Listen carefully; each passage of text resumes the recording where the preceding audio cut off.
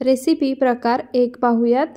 आज आपण 1.5 ते 2 महिने टिकणारी छान खमंग अशी रेसिपी बनवतोय। आज आपण जो पदार्थ बनवतोय तो सर्वांच्याच आरोग्यासाठी खूप फायदेशीर आहे आणि खास करून महिलांच्या आरोग्यासाठी तर हा रामबाण उपाय आहे आणि रोजच्या जेवणामध्ये हा पदार्थ सर्वांनी खायलाच हवा। तर त्यासाठी गॅसवर पॅन गरम करायला ठेवला आहे। त्यानंतर इथे मी 1 वाटी जवस घेतले आहेत। वजनी प्रमाणामध्ये म्हणाल तर 100 ग्रॅम इतके हे जवस आहेत। ते पॅन मध्ये काढायचे आणि मंद आचेवरती छान खरपूस असे तडतडेपर्यंत भाजून घ्यायचे। कुठेही गॅसचा फ्लेम मीडियम किंवा मोठा करायचा नाहीये, मंद आचेवरतीच भाजून घ्यायचं म्हणजे छान खमंग भाजलं जातं आणि जो पदार्थ आपण बनवणार आहोत तो सुद्धा छान खमंग तयार होतो आणि 2 महिने आहे असा हवाबंद डब्यामध्ये छान टिकतो। जी लोक किंवा स्त्रिया नॉनव्हेज खात नाहीत त्यांच्यासाठी तर हे अत्यंत उपयुक्त आहे, कारण यामध्ये ओमेगा 3 फॅटी ॲसिड त्याचप्रमाणे अँटीऑक्सिडंट पण असतात। त्याचप्रमाणे जवसाच्या सेवनाने डायबिटीज कमी होण्यास सुद्धा मदत होते। त्याचप्रमाणे हृदयाचे आजार कमी होतात। जर गुडघेदुखी असेल तुम्हाला तर ती सुद्धा कमी होते। जवस खाल्ल्यामुळे तुमचं वजन कमी होण्यास सुद्धा मदत होते, पचनशक्ती वाढते। जर कोणाला पित्ताचा त्रास असेल तर तो सुद्धा पूर्णपणे नाहीसा होतो। त्वचा चमकदार बनते, केस सुद्धा गळायचे कमी येतात, त्याची वाढ सुद्धा होते। त्याचप्रमाणे तुमची भूक सुद्धा वाढते आणि सर्वात महत्त्वाचं आणि फायदेशीर म्हणजे जवस तुम्हाला प्रोस्टेट कॅन्सरपासून सुद्धा वाचवतो आणि असे बरेचसे जवसाचे फायदे आहेत। त्यामुळे रोजच्या जेवणामध्ये हा पदार्थ तुम्ही नक्की खायला हवा आणि मी सांगतेय या पद्धतीने हा पदार्थ जर तुम्ही बनवाल तर 2 महिने आहे असा हवाबंद डब्यामध्ये छान टिकतो आणि एकदम कमी साहित्यामध्ये भरपूर असा बनून तयार होतो। तर इथे मंद आचेवरती जवस मी छान भाजून घेतले आहेत। तुम्ही आवाज ऐकू शकता, छान तडतडायला लागले आहेत। कुठेही गॅसचा फ्लेम मी मीडियम किंवा हाय केला नव्हता। आता हे भाजून घेतलेले जवस आपण एखाद्या ताटामध्ये काढून घेऊयात। तर इथे भाजून घेतलेले जवस मी ताटामध्ये काढून घेतले आहेत। हे आपल्याला पूर्णपणे थंड करून घ्यायचे आहेत। पुन्हा तोच पॅन मी गॅसवर गरम करायला ठेवला आहे। आता यामध्ये पोहे खायच्या चमच्यानी इथे मी 3 चमचे पांढरे तीळ घेतले आहेत, ते घालायचे आणि आता तीळ सुद्धा मंद आचेवरती तडतडेपर्यंत खमंग असे भाजून घ्यायचे। तीळ भाजून घेताना सुद्धा लक्षात ठेवा गॅसचा फ्लेम कुठेही मीडियम किंवा मोठा करायचा नाहीये, मंद आचेवरतीच हे तीळ आपल्याला भाजून घ्यायचे आहेत। तर इथे मी तीळ सुद्धा 1-2 ते 3 मिनिटं मंद आचेवरती तडतडेपर्यंत छान असे भाजून घेतले आहेत। तीळ हलके असतात त्यामुळे पटकन भाजले सुद्धा जातात। आता ज्या ताटामध्ये आपण भाजून घेतलेले जवस काढले होते त्या ताटामध्येच मी तीळ सुद्धा काढून घेतले आहेत। आता हे भाजून घेतलेले तीळ आणि जवस आपल्याला पूर्णपणे थंड करून घ्यायचे आहेत। तोपर्यंत पुन्हा तोच पॅन मी गॅसवर गरम करायला ठेवलाय। आता त्यामध्ये पोहे खायच्या चमच्यानी 2 चमचे किंवा तेलाच्या किटलीमध्ये जी पळी असते त्या पळीने 1 पळी तेल घालायचं। तेल गरम झालं की यामध्ये 1 चमचा जिरे घालायचे। त्यासोबतच इथे मी 6 ते 7 लसणाच्या पाकळ्या घेतल्या आहेत, त्या घालायच्या। लसणाच्या पाकळ्या या ठिकाणी मोठ्या आहेत त्यामुळे मी 6 ते 7 घेतल्या आहेत। लहान आकाराच्या असतील तर 8 ते 9 घ्या। सोबतच 2 मोठे चमचे धणे घेतले आहेत, ते घालायचे। धणे घातल्यामुळे या पदार्थाची चव छान लागते, पदार्थ खमंग लागतो। त्यानंतर सोबतच इथे मी 2 कढीपत्त्याच्या काड्या घेतल्या होत्या, त्या घालायच्या। कढीपत्ता जर जास्त प्रमाणात घालायचा असेल तर 1-2 दिवस उन्हामध्ये सुकवून घ्या, त्यानंतरच घाला। आता हे सर्व साहित्य मंद आचेवरती जिरे धणे खमंग भाजेपर्यंत, त्याचप्रमाणे कढीपत्ता सुद्धा छान कुरकुरीत होईपर्यंत आपल्याला भाजून घ्यायचं आहे। हे सर्व साहित्य भाजून घेताना सुद्धा कुठेही गॅसचा फ्लेम मोठा किंवा मीडियम करू नका। तर इथे 1-2 मिनिटं सर्व साहित्य मंद आचेवरती मी भाजून घेतले। जिऱ्याचा धण्याचा छान सुगंध पसरला आहे। त्यानंतर इथे मी 2 चमचे किसलेलं सुकं खोबरं घातले आणि आता हे खोबरं सुद्धा छान लालसर रंग येईपर्यंत सर्व साहित्यासोबत आपण भाजून घेणार आहोत। तर इथे खोबरं सुद्धा छान सोनेरी रंग येईपर्यंत मी भाजून घेतलंय। आता गॅस बंद करायचा आणि हे भाजून घेतलेलं सर्व साहित्य सुद्धा एखाद्या ताटामध्ये काढून घ्यायचं आणि हे सर्व साहित्य सुद्धा आपल्याला पूर्णपणे थंड करून घ्यायचं आहे। तर इथे भाजून घेतलेलं सर्व साहित्य पूर्णपणे थंड करून घेतलं आहे। जवस तीळ सुद्धा छान पूर्णपणे थंड झाले आहेत। आता आपण 2 महिने टिकणारी खमंग झणझणीत अशी जवसाची चटणी तयार करून घेऊयात। तर त्यासाठी इथे मी एक मिक्सरचं भांडं घेतलं आहे। आता या मिक्सरच्या भांड्यामध्ये भाजून घेतलेलं सर्व साहित्य आपण काढून घेऊयात। सुरुवातीला जवस आणि पांढरे तीळ मी काढून घेणार आहे आणि त्यानंतर जिरे, धणे, लसूण, कढीपत्ता आणि जे सुकं खोबरं भाजून घेतलं आहे ते सुद्धा यामध्येच काढून घ्यायचं। तर इथे सर्व साहित्य मी मिक्सरच्या भांड्यामध्ये काढून घेतले। आता यामध्ये राहिलेलं साहित्य घालूयात। तर त्यामध्ये इथे मी 2 चमचे मिरची पावडर घेतली आहे, ती घालणार आहे। ही मिरची पावडर तिखटाला कमी आहे, पण जर तुम्हाला तिखट जास्त आवडत असेल तर तिखट असणारी लाल मिरची पावडर घातली तरी सुद्धा चालेल। 1 चमचा मीठ घालायचं आणि हे सर्व साहित्य मिक्सर पल्स मोडमध्ये फिरवून म्हणजे मिक्सर बंद चालू करून वाटून घ्यायचं। थोडंसं जाडसरच ठेवायचं आहे, पूर्णपणे बारीक अशी ही चटणी तयार करायची नाहीये। जवसाची चटणी थोडीशी जाडसर असली तरच चवीला छान लागते, कुरकुरीत लागते आणि खमंग लागते। त्यामुळे मिक्सर पल्स मोडमध्ये फिरवूनच ही चटणी तयार करून घ्या। तर इथे मिक्सर पल्स मोडमध्ये फिरवत चटणी तयार करून घेतली आहे। तुम्ही या ठिकाणी पाहू शकता चटणी मी पूर्णपणे बारीक केली नाहीये, थोडीशी जाडसरच ठेवली आहे। याच पद्धतीने तुम्ही सुद्धा तयार करून घ्या। आता ही तयार केलेली चटणी आपण एखाद्या ताटामध्ये काढून घेऊयात। तर इथे तयार चटणी मी एका ताटामध्ये काढून घेतली आहे। तुम्ही क्वांटिटी पाहू शकता, एकदम कमी साहित्यामध्ये भरपूर अशी ही जवसाची चटणी तयार झाली आहे आणि ही चटणी हवाबंद डब्यामध्ये आहे अशी 2 महिने छान टिकते, अजिबात खराब होत नाही। आणि ही चटणी भरून ठेवताना सुद्धा लक्षात ठेवा, चटणी शक्यतो काचेच्या किंवा चिनी मातीच्या भांड्यामध्येच भरून ठेवा, प्लॅस्टिकच्या किंवा स्टीलच्या भांड्यामध्ये भरू नका। चटणी जर तुम्ही स्टीलच्या किंवा प्लॅस्टिकच्या बरणीमध्ये भरली तर ती लवकर खराब होऊ शकते। त्यामुळे तुम्हाला जर ही चटणी तुमच्या घरातले बाहेर कामानिमित्त राहत असतील किंवा मुलं बाहेर राहत असतील तर त्यांना देताना सुद्धा काचेच्या किंवा चिनी मातीच्या भांड्यामध्येच पॅक करून द्या। त्यामध्ये चटणी आहे अशी 2 महिने छान टिकेल, अजिबात खराब होणार नाही आणि त्याला कोणत्याही प्रकारचा उग्र वास येणार नाही। आणि रोजच्या जेवणामध्ये तुम्हाला खाण्यासाठी सुद्धा ही चटणी अत्यंत पौष्टिक आहे। त्यामुळे ही जवसाची चटणी नक्की बनवून पहा। बनवायला एकदम सोपी आहे, झटपट बनवून तयार होते, 2 महिने छान टिकते। रेसिपी प्रकार 2 पाहूयात। तर त्यासाठी मी गॅसवर पॅन गरम करायला ठेवलाय। पॅन गरम करायला ठेवला, हलकासा पॅन गरम झाला की गॅसचा फ्लेम पूर्णपणे लो करायचा। त्यानंतर आता यामध्ये इथे मी 1 वाटी अनपॉलिश्ड म्हणजे गावठी पांढरे तीळ घेतले आहेत। जर तुम्हाला पॉलिश केलेले पांढरे तीळ घ्यायचे असतील ते घेऊ शकता किंवा काळे तीळ वापरले तरी सुद्धा चालतील। वाटीच्या प्रमाणाने 1 वाटी इथे मी तीळ घेतले आहेत। वजनी प्रमाणामध्ये म्हणाल तर 100 ग्रॅम इतके हे पांढरे तीळ आहेत। तर तीळ खाल्ल्यामुळे तुमच्या शरीराला कॅल्शियम आणि मॅग्नीज उत्कृष्ट प्रमाणामध्ये मिळतं, त्यामुळे तुमची हाडे मजबूत होतात। त्याचप्रमाणे तिळामध्ये अँटीऑक्सिडंट्स, व्हिटॅमिन ई, व्हिटॅमिन बी, मॅग्नेशियम, जस्त, लोह यांसारखे पोषक तत्व असतात। त्याचसोबत हेल्दी फॅट्स असतात, त्यामुळे कोलेस्ट्रॉलची पातळी कमी होते।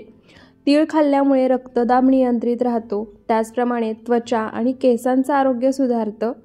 तिळामुळे पचन व्यवस्थित होतं, यकृत निरोगी राहतं, सांधेदुखी कमी होते।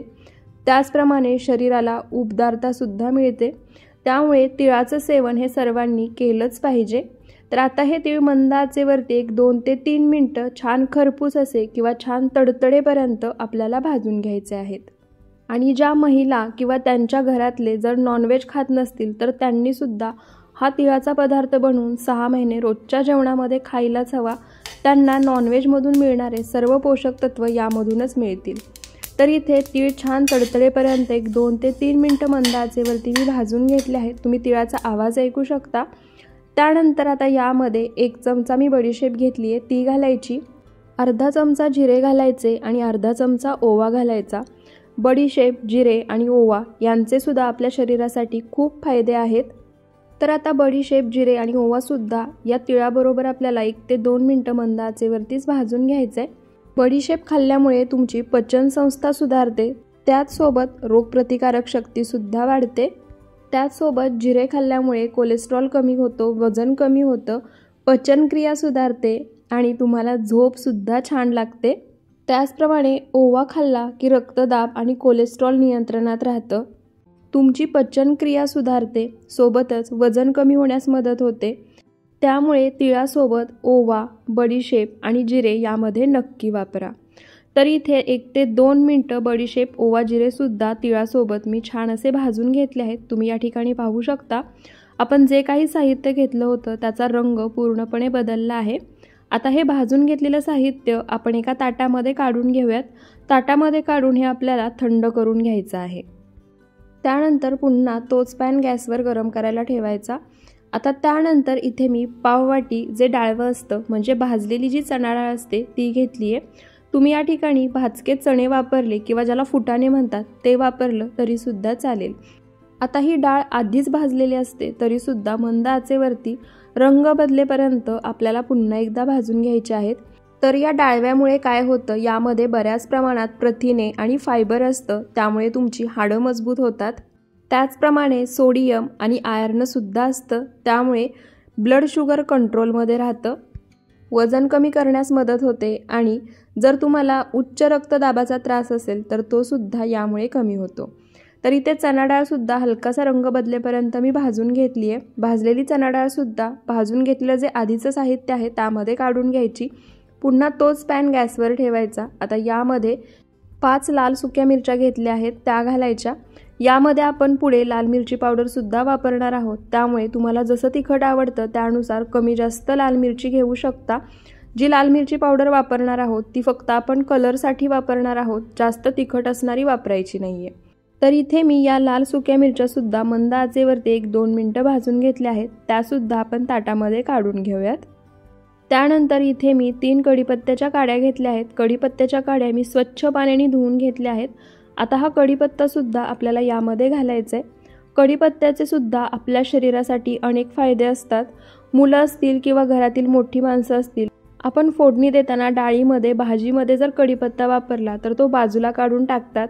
अशा पद्धतीने जर कढीपत्ता वापरला तर मुलं आवडीनं खातील, मोठी माणसंसुद्धा आवडीनं खातील आणि त्यांच्या शरीरासाठी लागणारी पोषक तत्व त्यांना अगदी सहज मिळतील. आता हा कढीपत्ता मंद आचेवरती आपल्याला छान खुसखुशीत होईपर्यंत भाजून घ्यायचा आहे. याच्यातील सर्व ओलसरपणा पूर्णपणे निघून गेला पाहिजे. तर इथे कढीपत्त्याचे मी तुम्हाला काही फायदेसुद्धा सांगते. कढीपत्ता गॅस्ट्रिक अल्सरमध्ये मदत करतो. त्याचप्रमाणे कढीपत्ता रोगप्रतिकारक शक्ती वाढवण्यास मदत करतो, पचनास मदत करतो. कढीपत्त्यामुळे केस आणि त्वचेचे आरोग्य वाढते. त्याचप्रमाणे कढीपत्ता खाल्ला की रक्तातील साखरेचं प्रमाण नियंत्रित राहतं आणि कढीपत्त्यामुळे वजन कमी होण्याससुद्धा मदत होते. तर इथे मंद आचेवरती कढीपत्ता तुम्ही पाहू शकता छान खुसखुशीत कुरकुरीत होईपर्यंत मी भाजून घेतला आहे. आता हा भाजून घेतलेला कढीपत्तासुद्धा आपण यामध्ये काढून घेऊयात. सर्व साहित्य एकाच ताटामध्ये काढून घ्यायचं आहे, सेपरेट काढून घ्यायची काहीही गरज नाही आहे.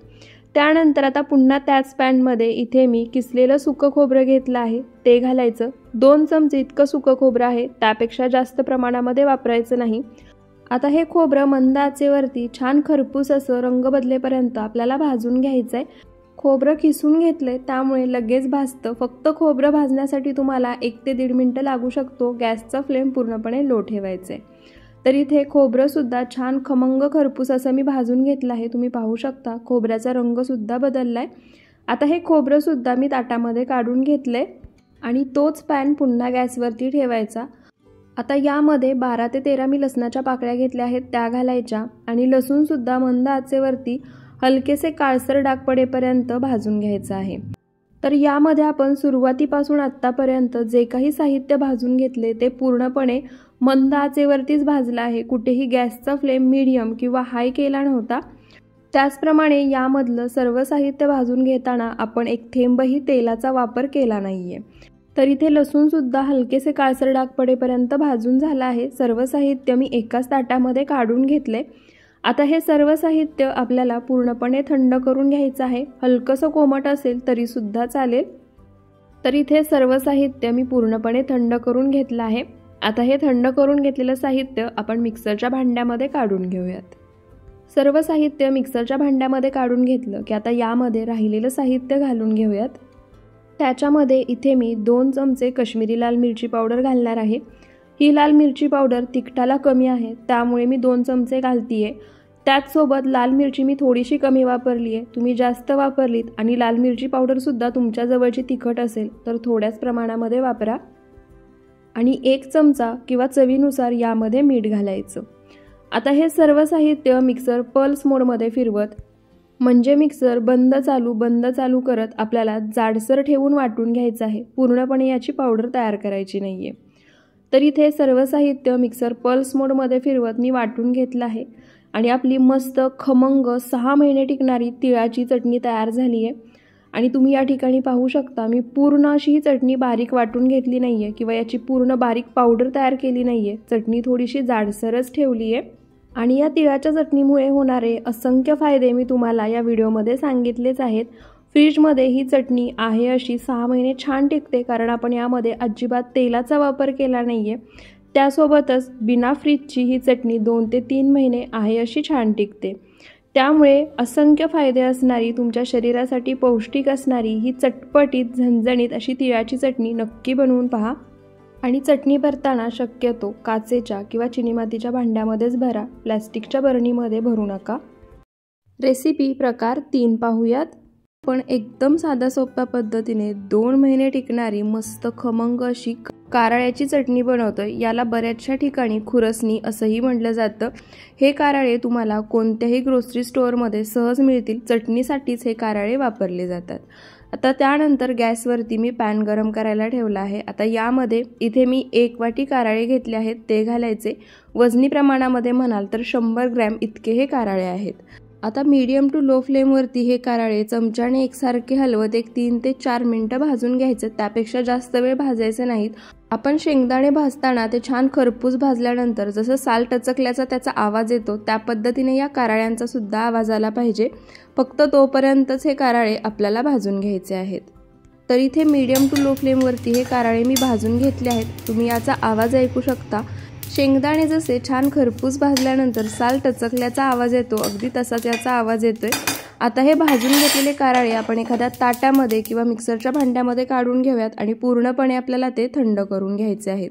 तर इथे कारळे मी मिक्सरच्या भांड्यामध्ये काढून घेतले आहेत। पुन्हा तोच पॅन मी गॅसवरती ठेवला आहे। आता यामध्ये पोहे खायच्या चमच्याने 3 ते 4 चमचे इतकं मी खिसलेलं सुकं खोबरं घेतले, ते घालायचं आणि आता हलकासा सोनेरी रंग येईपर्यंत मीडियम टू लो फ्लेमवरती हे खोबरं सुद्धा आपल्याला भाजून घ्यायचं आहे। खोबरं भाजून घेत असताना कुठेही गॅसचा फ्लेम मोठा करायचा नाहीये, नाहीतर खोबऱ्याचा रंग लगेच बदलतो किंवा खोबरं करपू सुद्धा शकतं। त्यामुळे मीडियम टू लो फ्लेमवरतीच हलकासा सोनेरी रंग येईपर्यंत हे खोबरं आपण भाजून घ्यायचं आहे। तर इथे तुम्ही पाहू शकता हलकासा सोनेरी रंग येईपर्यंत खोबरं मी भाजून घेतलं आहे। आता यामध्ये 1 छोटा चमचा जिरे घालायचे। त्यासोबतच इथे मी 7 ते 8 लसणाच्या पाकळ्या घेतल्या आहेत, त्या सुद्धा घालायच्या।